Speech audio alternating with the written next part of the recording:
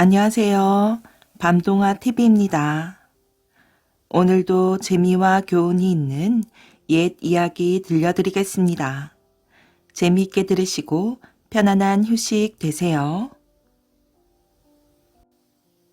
항아리를 다시 묻은 어머니. 홀몸으로 자식 둘을 키워야 했던 어머니가 있었답니다.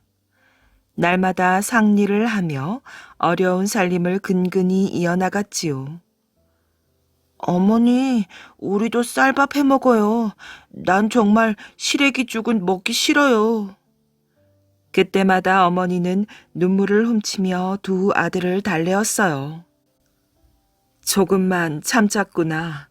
우선 죽이라도 먹는 것을 감사하게 생각하며 열심히 글을 익히면 쌀밥을 먹게 될 날이 올 게다.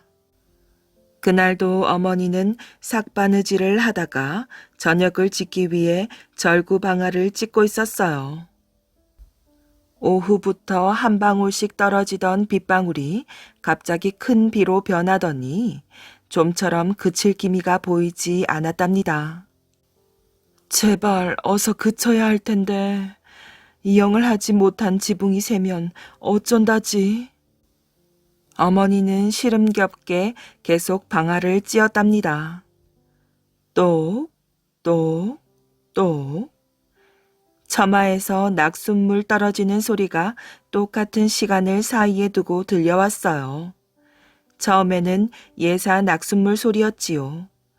한참 후에는 그 소리가 둔탁한 쇳소리로 변해 들리는 것이었어요. 톡, 톡, 톡. 어머니는 별다른 생각 없이 찢던 방아를 멈추고 그 소리에 귀를 기울였답니다. 소리는 뒤뜰 모퉁이 근처에서 나고 있었어요. 어디가 잘못된 것이나 아닐까? 어머니는 소리 나는 곳으로 가서 낙숫물 떨어지는 곳을 살펴보았지요. 자세히 보니 처마 밑 낙숫물이 떨어지는 부분의 땅이 움푹 패고 무슨 뚜껑 같은 게 어렴풋이 보였답니다. 아니, 이게 뭐지? 어머니는 호미를 가지고 와서 파보았어요. 그랬더니 쇠로 만든 작은 항아리 하나가 나왔답니다. 처음에는 녹이 쓸어 뚜껑이 잘 열리지 않았지요. 녹을 벗겨내고 간신히 뚜껑을 열어본 어머니는 자칫 기절을 할 뻔하였답니다. 에고머니나, 이건? 누런 금덩어리가 항아리 가득 담겨 있었던 것이에요.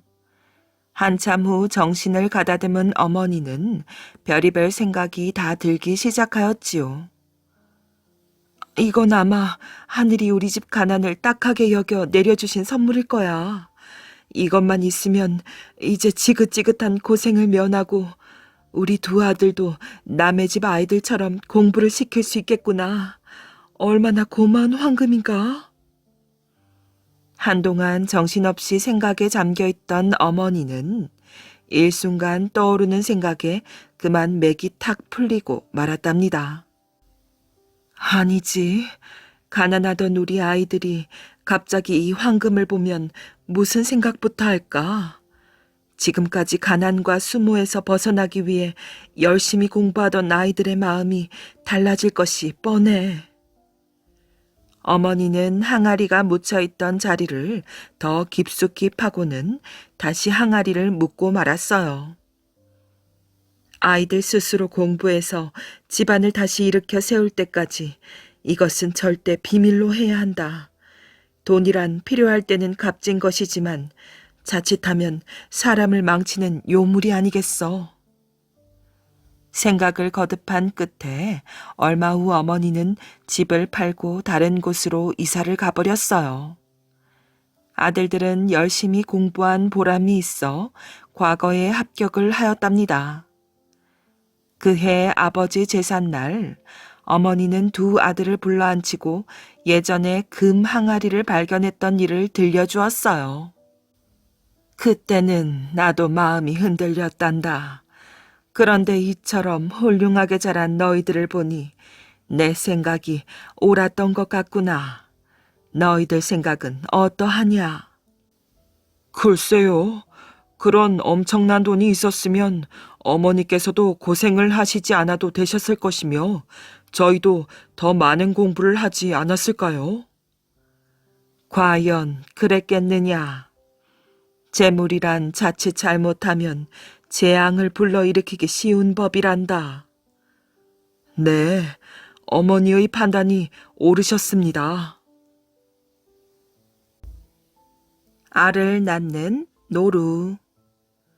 샘골이라고 하는 고을에 원님이 살았답니다. 샘골은 맑은 물이 골짜기마다 흐른다고 해서 붙여진 마을 이름이지요. 샘골 원님은 좀 모자라는 칠푼이었던 모양이에요. 쉬운 말로 멍청이라는 말이지요. 여느 고을이 다 그렇듯 원님 밑에는 이방이 있었답니다. 그런데 샘골의 이방은 여느 원님 못지않게 똑똑하였어요. 그 이웃 감골에도 원님이 있는데 두 고을 원님이 가깝게 지내었지요. 두 원님이 모자라는 것으로 말하면 비슷하니 잘 통하였어요. 샘골은 맑은 샘물을, 감골은 잘 익은 감을 서로 나누어 먹으면서 사이좋게 지냈답니다. 어느 날 감골의 원님이 샘골 원님을 초청하였어요. 별일이 아니라 술 마시고 놀자고 초청을 한 것이지요. 옛날 원님들은 가끔 잔치를 했답니다. 샘골 원님은 이방을 뒤에 떡 버티어 세우고 어슬렁어슬렁 갔답니다. 감골 원님은 주안상을 잘 차려놓고 샘골 원님을 기다리고 있었지요. 자, 어서 앉게나. 감골 원님은 샘골 원님을 반갑게 맞아주었어요. 둘은 술이 한 잔 들어가자 기분 좋게 떠들어대었지요. 노래도 부르고 춤도 추고 그때 감골 원님이 갑자기 생각난 듯 물었답니다. 노루가 새끼를 낳나 알을 낳나? 그야 알을 낳지. 샘골 원님이 말도 안 된다면서 퉁을 주며 자신 있게 말하였어요. 뭐냐, 새끼를 낳지. 어허, 이 사람 보게 노루가 알을 낳지 어떻게 새끼를 낳아? 샘골 원님은 노루가 알을 낳는다고 빡빡 우기고 감골 원님은 새끼를 낳는다고 큰 소리로 우겼답니다. 좋아, 그럼 한번 물어보지. 마침 자네가 데려온 이방에게 물어보면 틀림없겠군. 우리 이방 말고 샘골 이방 이리 좀 오너라. 감골 원님은 자신 있게 샘골 이방을 불렀답니다.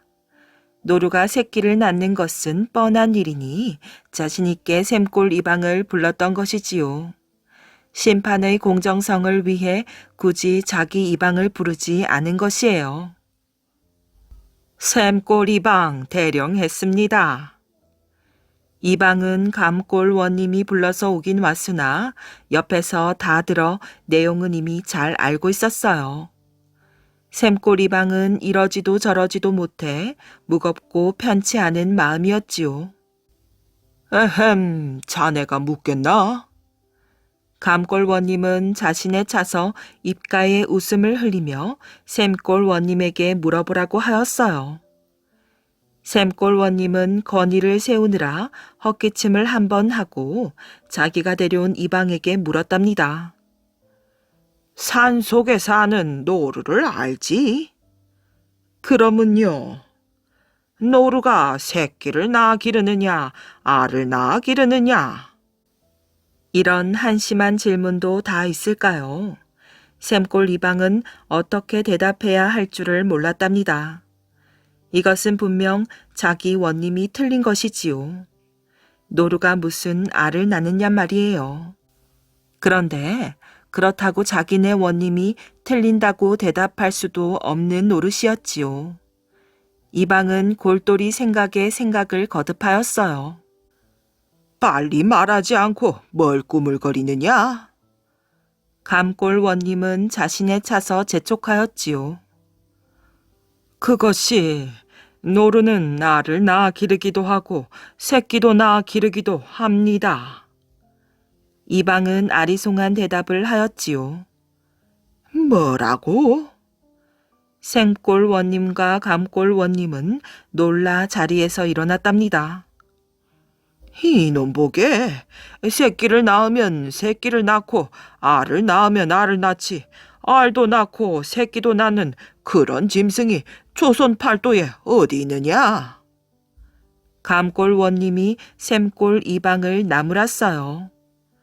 이방은 무엇인가를 생각하다가 입을 열었답니다. 노루는 그렇지 않습니다. 이방이 그렇지 않다는 말에 또 무슨 말이 나오는가 하고 주위가 조용해졌지요. 대체 어떤 노루가 알도 낳고 새끼도 낳는다는 말이냐? 깊은 산속에 사는 노루는 알을 낳고 마을 가까이에 낮은 산에 사는 노루는 새끼를 낳습니다. 이방은 듣지도 보지도 못한 이야기를 하였어요. 그거 참 이상한 일이군. 왜 그러는 것이야? 그 까닭을 좀 말해주게. 감골 원님이 샘골 이방에게 물었어요. 낮은 산에는 사람들이 많이 다니니 사람들 손이 타지 않습니까? 그래서 새끼를 낳아 금방 기르지요. 그런데 깊은 산속에 사는 노루는 사람 발길이 뜸하지 않습니까? 그러니 알을 낳아서 천천히 새끼를 기른답니다. 오호, 그게 그렇게 되는 거구먼. 둘 다 비겼네 그려. 두 원님은 술판을 계속 벌였답니다. 잔치에 모인 사람들은 원님 앞에서 큰 소리로 웃지도 못하고 조용히 배꼽만 잡았답니다. 용처럼 꿈틀대는 종. 광개토 대왕이라는 이름 그대로 그는 사방으로 영토를 넓혀 만주의 넓은 땅까지 모두 고구려의 영토로 만든 왕이랍니다. 이것은 그가 왕으로 있던 때의 이야기지요. 고구려의 수도인 평양성 부근에 있는 어느 절에 커다란 종이 있었는데 이 종은 모양이 이상하다는 소문이 널리 퍼져 있었어요. 다른 종은 모두 주발을 거꾸로 매달아 놓은 형상이지만 이 종만은 이상스럽게도 교룡과 같은 형상이라고 했으며 종소리 또한 다른 절에서 울리는 어떤 종소리보다도 한층 더 장엄하고 우렁찼답니다. 어느 날 새벽 예불 시간을 알리기 위해 스님이 종을 치러 종루로 나왔는데 스님이 종을 치려고 하자 갑자기 종이 꿈틀꿈틀 움직이기 시작하는 것이었어요. 이게 무슨 일이냐? 종이 꿈틀거리다니 생전에 들어본 적조차 없었던 일이로구나. 깜짝 놀라 뒤로 물러선 스님이 가만히 지켜보니 살아있는 용처럼 꿈틀꿈틀 움직이던 종이 절 앞에 있는 못 속으로 굴러 들어가는 것이었어요. 스님은 너무도 어처구니가 없었으며 도무지 믿을 수가 없었답니다. 그래서 곧 마을로 내려가 여러 사람들에게 이 이야기를 하였어요. 시주님들, 큰일 났습니다. 우리 절에 있던 종이 저절로 연못 속으로 들어가고 말았습니다. 그러니 여러 시주님들은 우리 절로 오셔서 종을 좀 꺼내주시기 바랍니다. 그게 정말입니까? 믿어지지 않는 말씀인데요. 어떻게 그런 일이 있을 수가 있을까요? 마을 사람들은 스님의 말이 믿어지지 않았어요. 여러분, 정말입니다. 어찌 제가 허황한 거짓말을 하겠습니까? 정 의심스러우시면 여러 시주님들께서 직접 가보십시오. 스님의 말씀대로 우리가 직접 가보는 게 좋겠습니다. 여러분, 우리 모두 스님을 따라가 봅시다. 좋소, 가봅시다. 의견을 모으자 마을 사람들은 스님의 뒤를 따라 절을 향해 올라갔답니다. 마을 사람들이 절에 와서 종이 굴러 들어갔다는 연못 속을 들여다보니 과연 스님의 말대로 틀림없이 종이 빠져 있었어요. 틀림없지요. 어서 종을 좀 꺼내 주십시오. 우리가 들어가서 꺼내오지요. 제법 힘께나 쓸만한 장정 몇 사람이 앞으로 불쑥 나섰어요. 그럼 이 밧줄을 가지고 들어가서 종을 묶어주세요. 그리고 여러분들께선 줄을 잡아당겨 주시고요. 스님은 미리 준비한 밧줄을 사람들에게 나누어 주었어요. 스님이 내주는 밧줄을 받아진 마을 사람들은 못 속으로 풍덩 들어갔답니다. 그런데 마을 사람들이 밧줄로 종을 묶으려고 할 때까지 가만히 있던 종이 갑자기 살아있는 교룡처럼 꿈틀거리며 눈을 부릅뜨고 마을 사람들을 노려보는 것이었어요. 마을 사람들은 너무도 놀라고 겁에 질려서 자기도 모르게 비명을 지르며 황급히 밖으로 뛰쳐나오고 말았답니다. 목가에 둘러서서 구경하던 사람들도 너무나 놀라운 이 사실에 모두 입을 딱 벌렸지요. 마을 사람들이 겁에 질린 눈으로 지켜보는 가운데 교룡으로 변한 종은 꿈틀거리며 못 속 깊숙이 가라앉아 버렸어요. 내 나이 이제 60인데 그동안 세상에서 일어난 신기한 소문을 많이 들어왔지만 종이 용으로 변했다는 소문은 들어본 적이 없었소. 그런데 이제 내 눈으로 종이 용으로 변한 것을 보았으니 이 일이 경사스러운 일인지 아니면 흉한 일이 있을 징조인지 도대체 분간을 할 수가 없구려. 한 노인이 주위에 있는 사람들을 둘러보며 이렇게 말하였어요. 노인장의 말씀대로 종이 용으로 변했다는 말은 저 역시 들어보지 못했습니다. 제 생각으로는 아마도 종이 여기 있기가 싫어 떠났으니 흉한 일이 있을 징조가 아닐까요? 나무아미타불, 소승의 생각은 노인장과 다릅니다. 그때까지 아무 말도 없이 묵묵히 서 있던 주지 스님이 이렇게 말하였어요. 아니, 그럼 스님의 생각으로는 흉한 일이 아니란 말이오? 어째서 스님은 그렇게 생각하시는지 좀 들어봅시다. 젊은 시주님의 말씀대로 흉한 일이 일어날 징조라면 아마도 용으로 변한 종이 다른 곳으로 멀리 달아났을 것입니다. 그러나 다른 곳으로 가지 않고 우리 절의 못 속으로 들어갔으니 소승이 생각하건대 우리 절을 떠나지 않고 지키기 위한 것이라고 믿어집니다. 주지승은 염주를 만지작거리며 대답하였어요. 종이 교룡으로 변해 못 속으로 들어간 후부터 가끔 못 속에서 우렁찬 소리가 울려 나왔으니 그 소리를 들은 근처 사람들은 교룡이 못 속에서 운다고들 말하였지요. 그런데 못 속에서 들려오는 교룡이 포효하는 소리가 얼마나 우렁찼던지 그 소리가 들려올 때마다 근처의 산과 골짜기가 흔들릴 정도였다고 한답니다. 처녀의 무덤에 바치는 꽃.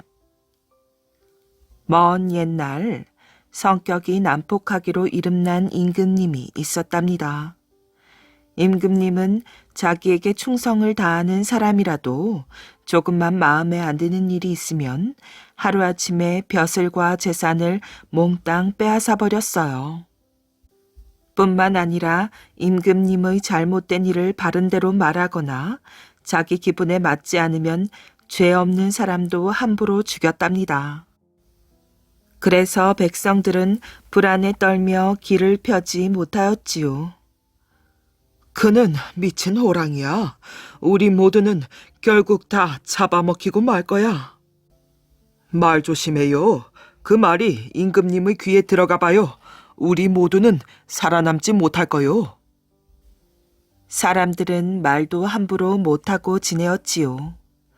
임금님을 가까이 모시는 사람들도 바른 소리를 하다가는 벼슬과 재산을 빼앗기고 죽음을 당하거나 감옥에 갇히기가 일쑤였답니다. 그래서 임금님 곁에는 거짓말로 아부만 하는 간신배들만 들끓었지요. 그러니 나라 살림은 말이 아니었답니다.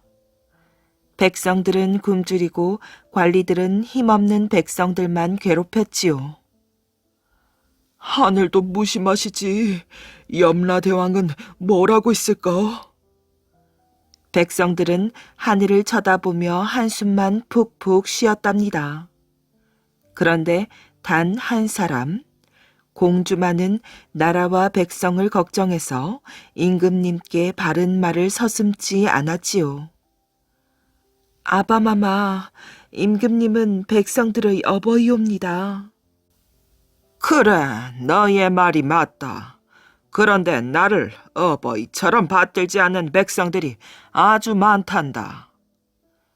그것이 아니옵니다.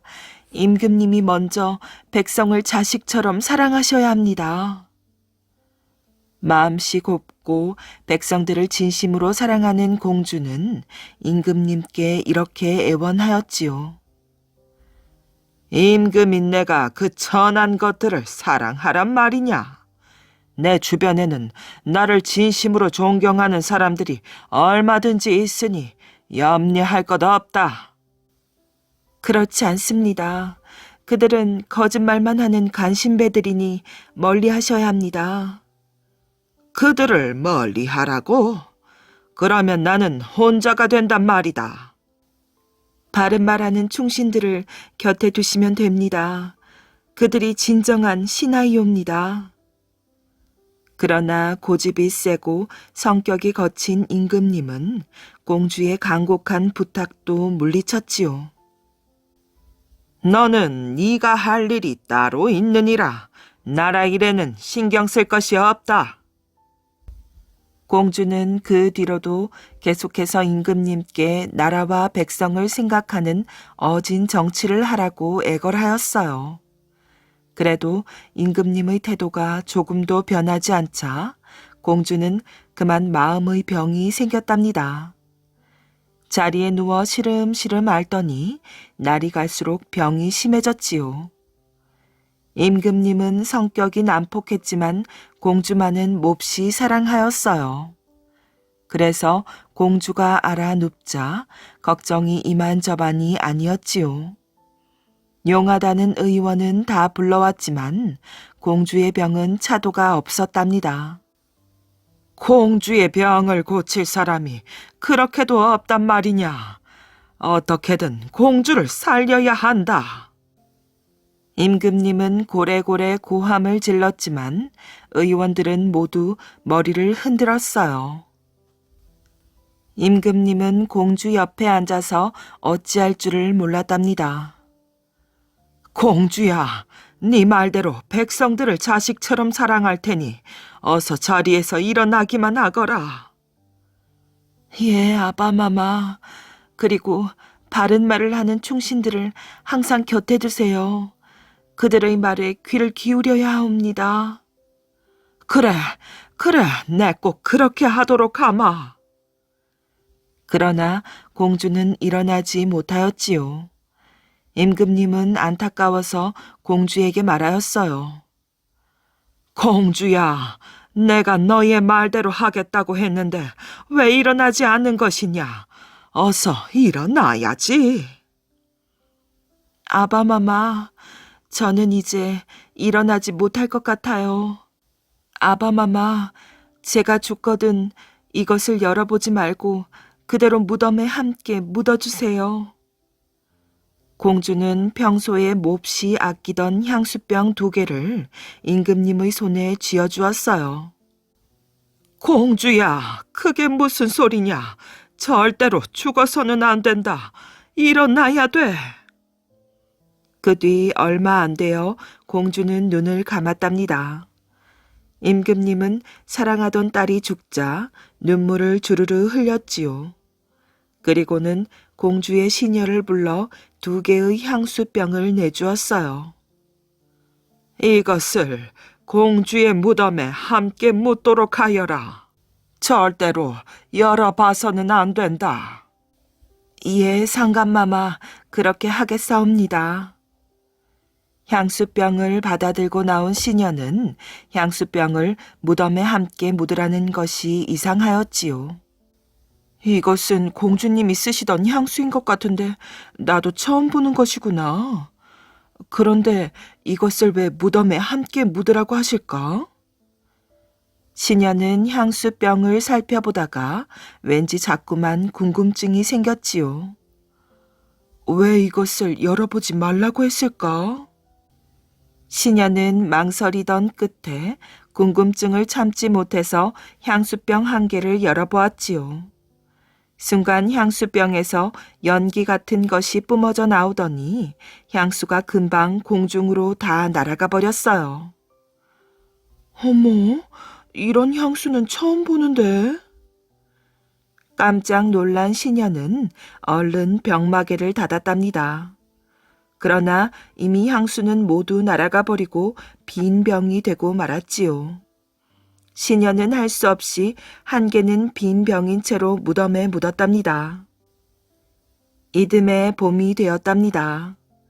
공주의 무덤에 처음 보는 화초가 두 폭이 돋아나더니 공주처럼 화사한 모습의 꽃이 아름답게 피어서 공주를 생각나게 하였지요. 공주야, 네가 이렇게 꽃으로 피어났구나. 공주의 무덤을 찾은 임금님은 그 꽃에 얼굴을 비비며 한없이 눈물을 흘렸답니다. 그런데 그중 한 포기는 향기가 없었지요. 임금님은 이상히 여겨서 시녀를 불렀어요. 사실대로 말하거라. 향수병을 어떻게 묻었느냐? 상감마마, 죽을 죄를 지었습니다. 용서하여 주옵소서. 그때 향수병을 어떻게 했는지 어서 바른 대로 말하렸다. 그것이 처음 보는 향수병이라 궁금해서 그만. 시녀는 땅바닥에 엎드린 채 얼굴이 새파랗게 질려서 사실대로 말하였어요. 괘씸한 것, 여봐라, 전연을 당장. 아니다, 그만두어라. 임금님은 당장 시녀의 목을 베라고 하려다가 공주의 말이 떠올랐답니다. 상감마마, 자식을 해치는 어버이는 없사옵니다. 백성은 상감마마의 자식이옵니다. 임금님은 무덤에 돋아난 꽃이 공주의 모습만 같아서 화를 누르고 넋없이 꽃만 바라보다가 돌아섰지요.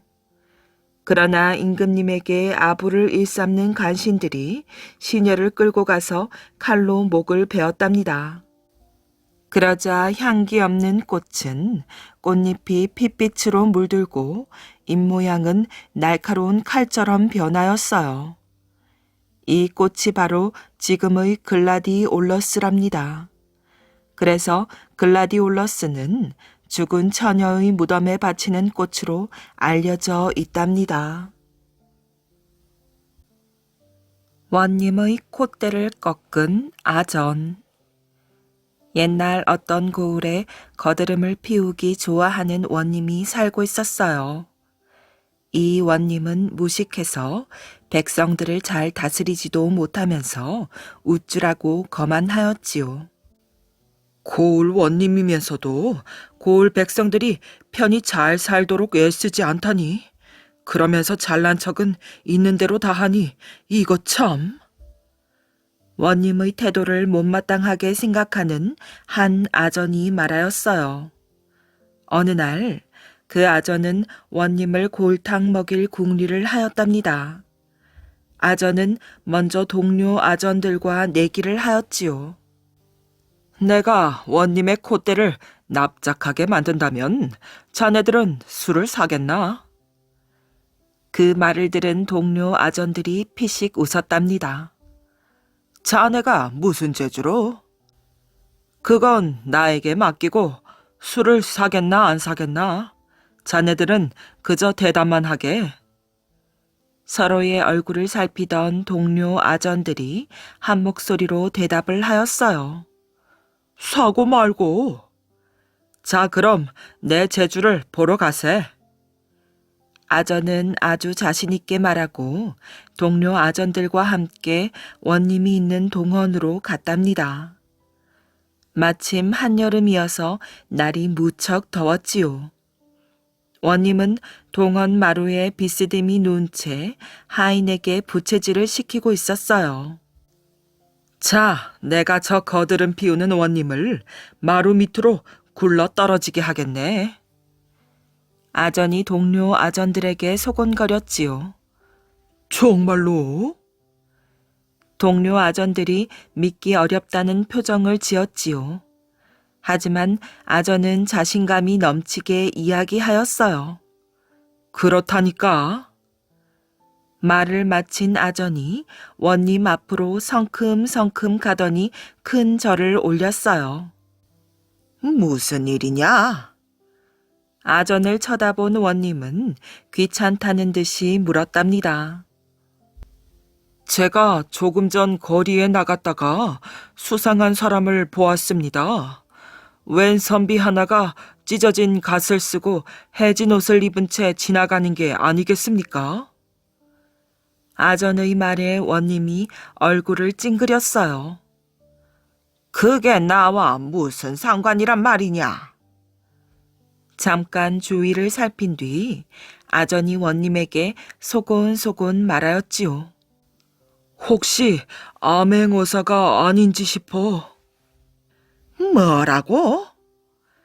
암행어사라는 말에 원님은 기겁을 하였지요. 갑자기 자리에서 벌떡 일어난 원님은 뜰로 허겁지겁 내려오다가 그만 발을 헛디디고 말았답니다. 원님은 땅바닥으로 대구르르 굴러 떨어져 버렸어요. 그 모습을 보고 아정과 동료들은 싱긋 웃었지요. 어떤가? 자네들이 술을 사야겠지? 사고 말고 정말 고소하네. 가세. 아전은 술을 실컷 얻어먹자 기분이 더욱 좋아졌어요. 그래서 다시 동료들 앞에서 자신의 생각을 말하였지요. 이번에는 원님의 콧대를 높여줄까 하는데 어떤가? 동료 아전들의 눈이 등잔만큼 커졌답니다. 뭐라고? 콧대를 높인다고? 그래, 좀 높여준다고 전처럼 으스대지는 않을 걸세. 아전이 자신 있다는 말투로 얘기하자 동료 아전들이 순순히 고개를 끄덕였어요. 좋네, 해보게. 그러면 술을 한 잔 더 사겠네. 아정과 동료들은 다시 원님 앞으로 갔답니다. 원님은 땅바닥으로 굴러 떨어졌을 때 팔을 다쳤는지 끙끙거리며 앓고 있었어요. 소인이 옵니다. 아전을 본 원님은 눈살을 찌푸렸지요. 이번에는 또 무슨 일이냐? 은근히 걱정이 되어 제가 그 선비의 뒤를 밟았습니다. 그런데 알고 보니 암행어사가 아니라 진짜 거지였습니다. 그 순간 원님의 얼굴에는 환한 햇살이 가득 퍼졌어요. 지금 그 말이 틀림없으렸다. 그렇습니다. 아전이 씩 웃으면서 대답하였지요.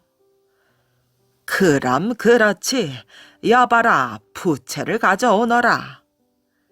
어느새 원님은 어깨에 힘을 주며 한껏 거드름을 피우기 시작하였어요. 아전은 또 한 차례 동료들에게 술을 얻어먹었지요. 고목나무 총각. 유난히 추운 겨울이었어요. 눈도 엄청 많이 왔지요. 그래서 사람들은 뗄나무를 하러 산에 올라갈 수가 없었답니다. 봄이 오려면 아직도 멀었는데 겨우내 떼려고 해놓은 나무는 벌써 동이 나고 헛간의 건불까지 싹싹 긁어 떼고 없으니 참말로 큰일이지요. 밖은 너무 추워 나가지도 못하는데 며칠째 불을 떼지 못해 방 안에도 고드름이 주렁주렁 달렸어요. 할 수 없다. 동네 어귀에 있는 고목나무라도 베어 떼는 수밖에. 몇 사람이 톱과 도끼를 들고 동네 어귀로 나가는 것이었어요. 마음먹기까지가 힘들지 한 번 마음먹으면 한시가 급해지는 법이지요. 사람들 걸음이 점점 빨라졌답니다. 100년도 넘게 동네 어귀에서 마을을 지켜온 나무를 베려고 말이지요. 한 동네 사는 할아버지가 그 모습을 보고는 큰일 났다 싶었어요. 말려야 해. 말려야지. 할아버지는 한달음에 달려가서 사람들 앞을 가로막았어요. 안 됩니다. 살아있는 나무를 베다니요. 차라리 우리 집 행랑채를 뜯어 떼시오. 한사코 말리는 할아버지 말씀을 거역할 수 없어 사람들은 되돌아갔어요. 다음날 동네 사람들은 할아버지네 행랑채의 기둥이며 대들보, 석가래 따위를 뜯어내어 조금씩 나누어 갔어요. 유난히 추운 겨울이었지요. 눈도 엄청 많이 왔답니다. 그러나 끝까지 가지는 않았어요. 어느새 강남 갔던 제비가 날아오고 꽁꽁 얼었던 시냇물이 소리치며 흐르는 봄이 되었지요. 겨우내 집안에 웅크리고 있던 사람들도 일어나 농사일을 시작하였어요. 이제 할아버지네도 일을 시작해야 할 텐데 엄두가 나지 않는 것이었어요. 머슴도 없이 두 늙은이가 어떻게 농사를 지을꼬?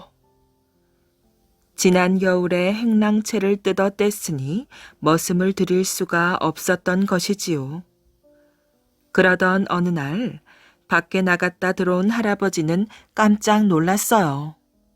웬 젊은이가 할아버지네 마당을 쓸고 있었거든요. 총각은 니시오? 누군데 우리 집 마당을 쓸고 있는 거요?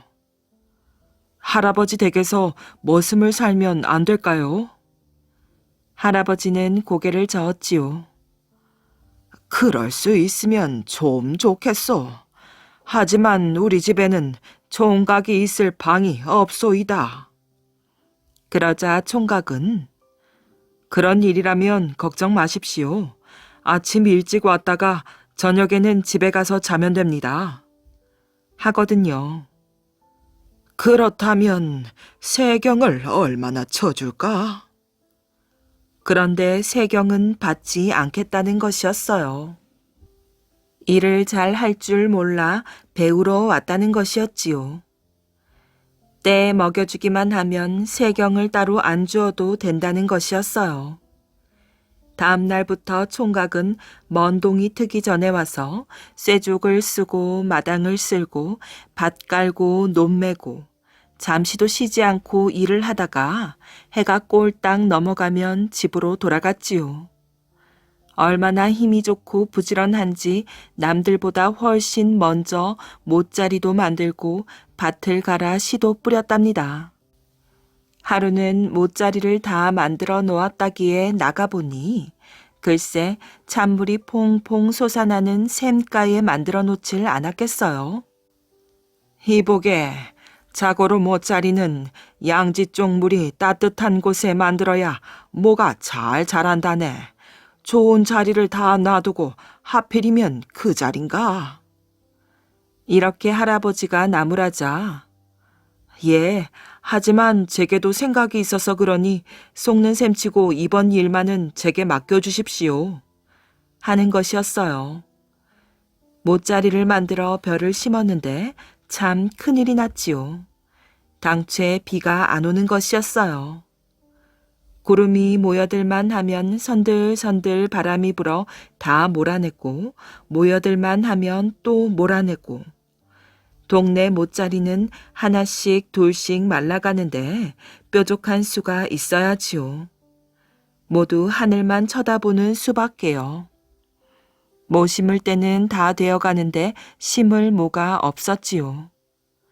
그런데 할아버지네 못자리에는 모가 실하게 잘 자라는 것이었어요.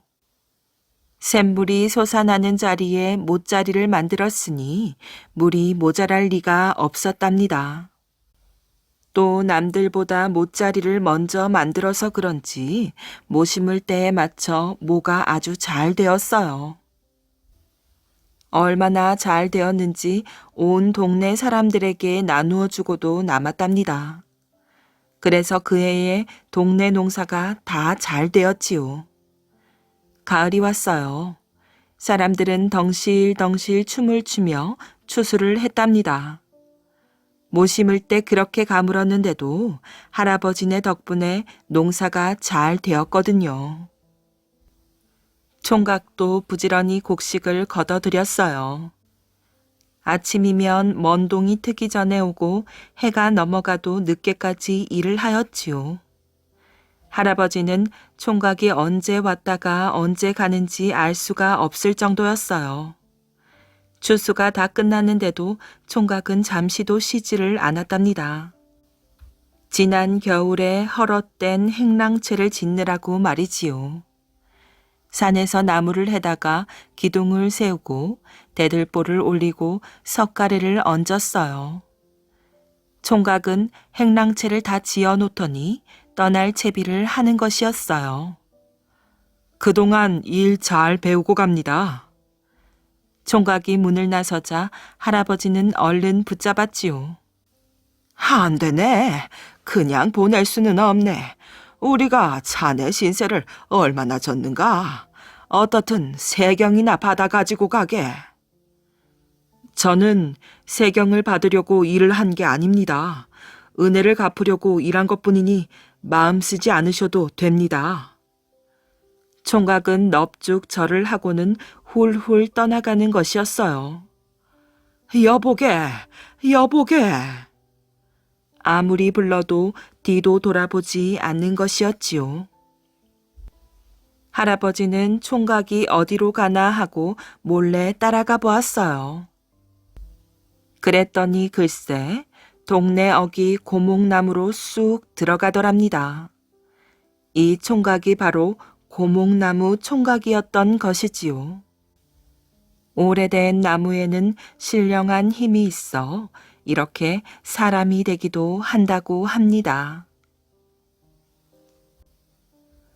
점쟁이 따라하기. 옛날에 어떤 점쟁이가 이 마을 저 마을 다니면서 점을 쳐주고 살았답니다. 그러다가 하루는 어느 시골 마을에 가니 마침 어떤 집에서 식구들이 밤만 되면 자꾸 무서운 꿈을 꾼다고 걱정을 하는 것이었어요. 그래서 점쟁이가 점괘를 딱 뽑아보고는 수를 가르쳐 주었지요. 허허, 이 집에 액이 들어도 단단히 들었으니 경을 읽어서 액을 물려야 되겠소.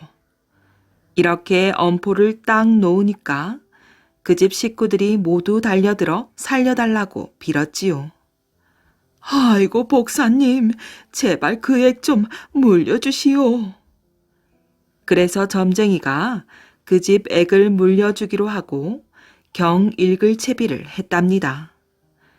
마당에 멍석을 깔고 식구들을 다 불러 모은 다음에 한마디 오금을 박았지요. 이제부터 반드시 내가 말하는 대로 잘 따라해야 하오. 경 읽는데 딴소리를 하면 안 되니 뭐든지 시키는 대로 잘 하라고 다짐을 받은 것이었어요. 그래놓고 큰 소리로 한마디 하였답니다. 어서 쌀 한 대박을 내오너라. 그러면 냉큼 쌀 한 대박을 퍼다가 상위에 버려놓을 줄 알았답니다. 그런데 이 집 식구들이 꼼짝도 않고 서서 한 입으로 외는 듯이 어서 쌀 한 대박을 내오너라 하고 소리를 치는 것이었어요. 말하는 대로 잘 따라 하랬더니 말을 그대로 따라하는 줄만 알고 그러는 것이었지요. 점쟁이가 또 어서 배 한 피를 내놓아라 하고 큰 소리로 외쳤더니 또 온 식구가 한 입으로 외는 듯이 어서 배 한 피를 내놓아라 하고 똑같이 외치는 것이었어요. 점쟁이가 하도 어이가 없어서 말하는 대로 잘 하랬지 누가 말을 따라 하랬느냐? 하니까 식구들이 그 말을 그대로 받아 말하는 대로 잘 하랬지 누가 말을 따라 하랬느냐? 하고 고래고래 소리를 치는 것이었어요. 이거 뭐 무슨 말을 더 하겠어요. 한마디 더 했다가는 똑같은 소리 듣느라고 기만 따가울 테니 말이에요. 점쟁이가 그만 화가 잔뜩 나서는 벌떡 일어나 밖으로 뛰쳐나갔지요. 나가다가 그만 인방에 이마가 쿵 하고 부딪혔답니다. 그랬더니 온 식구가 점쟁이를 따라 이마를 인방에 박느라고 아주 난리가 났지요. 키 큰 어른들은 그냥 서서 이마를 쿵쿵 박고 키 작은 아이들은 펄쩍 뛰어도 이마가 안 부딪히니까 아예 사다리를 놓고 올라가서 쿵쿵 박치기를 하였어요. 세상에 그런 난리도 없었지요. 또 점쟁이가 대문을 열고 나가다가 소똥을 밟고 미끄러졌답니다. 그러니까 온 식구가 다 그걸 따라 하느라고 소똥에 미끄럼을 탔지요. 먼저 나온 어른들은 점쟁이가 미끄러진 소똥을 또 밟고 미끄러졌는데 늦게 나온 아이들은 미끄러질 소똥이 없거든요. 그러니 온 동네에 소똥 구하러 다니느라고 난리가 났답니다. 점쟁이가 부끄러워서 대문 밖 동아 넝굴 속에 숨었더니 또 온 식구가 그 안에 따라 들어갔어요. 그런데 이번에도 넝굴 속이 좁아 어른들은 다 들어갔는데 아이들은 다 들어가지 못하였어요. 밖에 남은 아이들이 엉엉 울고 있으니 어른들 하는 말이 너희들은 얼른 뒷산에 올라가 칡넝굴 속이라도 들어가거라 하더랍니다. 부원군 민재의 너그러움. 조선 태종의 장인인 여흥 부원군인 민재는 마음이 너그럽기로 유명하였답니다. 그는 항상 대궐의 조회에서 돌아오면 편한 옷으로 갈아입고 이웃집에 놀러가서 바둑을 두곤 하였지요. 어느 날 민재는 여느 날처럼 평상복으로 갈아입자마자 이웃집에 바둑을 두러 갔는데 대국을 할 주인이 나오지 않아 혼자 정자에 올라가 기다리고 있었어요. 그때 갑자기 녹사가 여흥 부원군의 집으로 찾아왔지요. 녹사란 중앙간청에서 사무를 보는 계급이 낮은 관리입니다. 대궐에서 부원군을 모시러 왔소이다. 녹사가 말하자 하인이 대답했어요. 지금 안 계십니다. 그럼 어디 가실 만한 곳은 모르오? 이웃집에 자주 놀러를 가십니다. 녹사가 하인의 말을 듣고 볼이 나게 이웃집으로 가서 주인을 불러도 안 나오자 할 수 없이 정자로 올라갔답니다. 정자에 앉아있던 부원군을 보자 녹사가 물었지요. 노인장은 누구십니까? 이웃에 사는 사람이요. 녹사는 할 일 없는 노인을 보자 슬쩍 장난기가 도졌지요. 그래서 이렇게 한마디 했답니다. 얼굴에 유난히 주름이 많은데 어찌된 일입니까? 부원군은 아무렇지도 않은 듯 태연하게 대꾸했어요. 타고난 바탕이 그런 걸 어쩌겠소. 혹 실로 얼굴 가죽을 꿰매어 쭈그러뜨린 게 아닙니까? 하하, 그랬나 보. 노인장은 글을 좀 아십니까? 내 이름 석자 정도는 쓸 줄 아오. 마침 그 옆에 바둑판이 놓여 있는 것을 보고 녹사가 다시 물었지요. 헤? 그럼 바둑은 둘 줄 아십니까? 조금 하지요. 심심한 김에 잘 됐다 싶어 녹사는 부원군 앞으로 바짝 다가앉았어요. 그럼 노인장, 저와 한판 두시겠습니까? 그럽시다 그려. 부원군이 바둑알을 지며 물었어요. 헌데 여긴 무슨 일로 오셨소? 부원군을 모시러 왔습니다. 내가 부원군이 되면 안 되겠소? 그럼 제가 임금님이 되지요. 녹사가 어림없다는 듯이 말했어요. 이렇게 이야기를 주고받으며 바둑을 두는데 집주인이 헐레벌떡 뛰어나왔지요. 아이고, 영공께서 여기 계신 줄을 모르고 다른 곳을 찾아다녔습니다. 오랫동안 기다리시게 해서 죄송합니다. 그때야 노인이 부원군임을 깨달은 녹사는 신발을 든 채 걸음아 날 살려라 주랭랑을 쳤답니다. 좀 짓궂기는 하지만 배짱 좋은 씩씩한 사람이요. 허허허. 그 뒤부터 민재는 녹사를 후히 대하였답니다. 이렇듯 민재는 성품이 너그러웠지요. 소나기가 무서운 호랑이. 옛날 옛적 호랑이 담배 피울 적 이야기랍니다. 6, 7월 삼복더위에 호랑이 한 마리가 담배를 피우다 말고 어슬렁어슬렁 마을로 내려왔어요. 오늘은 김서방네 살찐 소나 한 마리 잡아먹어볼까나. 아주 입맛까지 쩍쩍 다시면서 내려왔지요. 그런데 마을 어귀쯤 내려오니까 사람들이 정자나무 밑에 모여 앉아 놀고 있거든요. 한창 놀다가 그중 한 사람이 여보게들 이제 그만 놀고 집에 가세나. 이러다가 호랑이라도 오면 큰일 아닌가. 하는데 아무도 말을 듣는 사람이 없었어요. 모두가 들은 채 만채였지요. 그런데 다른 사람이 여보게들, 이제 그만 놀고 집에 가세. 이러다가 소나기라도 오면 큰일 아닌가? 하니까 모두 벌떡벌떡 일어나는 거예요. 일어나서는 불이 나게 집으로 간단 말이지요. 호랑이가 가만 보니까 참 놀랍거든요. 호랑이가 온다 해도 들은 채 만채하던 사람들이 소나기가 온다니까 걸음아 날 살려라고 내빼니 놀랍긴 하지요. 소나기란 놈이 어떤 놈인지는 모르지만 나보다 더 사나운 게 틀림없어. 그렇지 않고서야 사람들이 저렇게 도망갈 리가 없지. 아무튼 소나기란 놈을 조심해야겠다. 호랑이가 그만 겁을 잔뜩 집어먹었어요.